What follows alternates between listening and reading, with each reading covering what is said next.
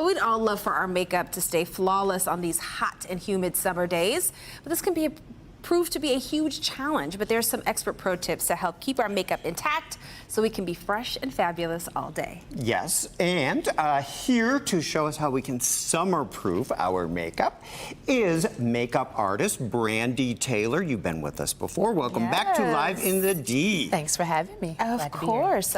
It's hot outside. It's hot. It's humid. We were just saying, like, it feels like grease was poured all over you. You can't dry off, Yeah, right? and even indoors, it's an issue. Yeah, so let's start with skincare, because you say that this is the most important step, and we should go with lightweight everything. Yeah, Talk to us about that. In the summertime, people think that maybe they don't need as much skincare or they don't need to moisturize, but that's far from the truth. You need to moisturize in the summer. So you want to make sure you're cleansing daily. You want to make sure you're exfoliating maybe 3 times a week and moisturizing daily as well. So cleansing and moisturizing daily and exfoliating regularly. So, and then in the summer months, you go lighter, but you don't skip it. So you still want to hydrate your skin, because like you said, John, about the oil slick, your skin can be dehydrated. So when your skin is dehydrated, it'll actually produce more oil. Yeah. It makes a lot of sense. Yeah.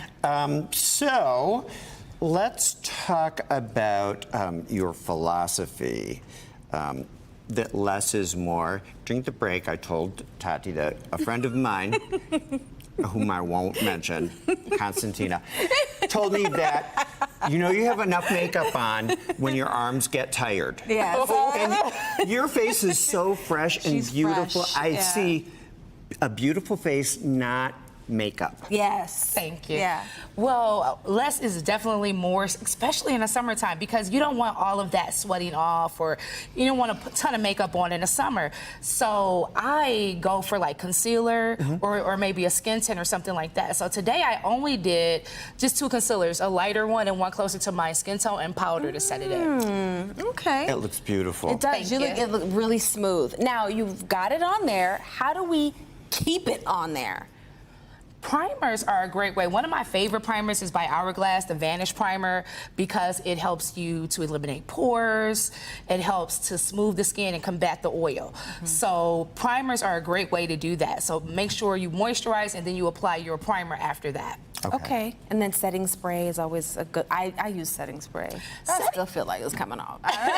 Well, setting spray is the last step, but if you're going to use setting spray in the summer, use a mattifying one, especially if you find that you get oilier or sweaty during the summer months. So I would use a mattifying setting spray.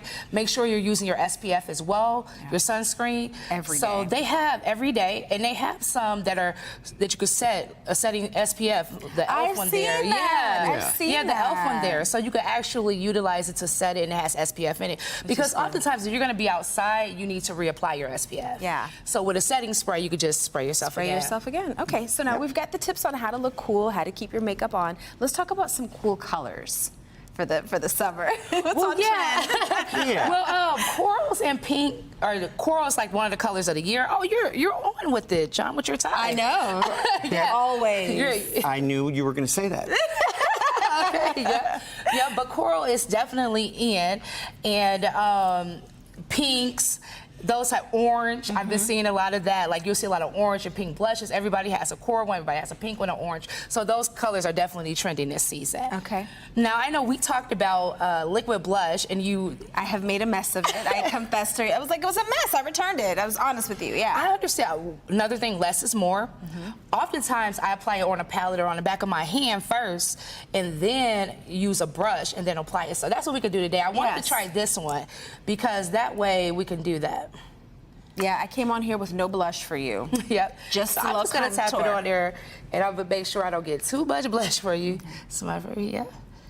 So just a little. We actually could have put a little so more. Pretty. Yeah. Because you can always do more. You can always do more. So I like to start with less. But I say, if you're afraid of it, don't apply the liquid blush directly to your face. I think that's the mistake I was making. Yeah, I was use putting it. Put directly it on my your face. on your palette, or put it on a brush first.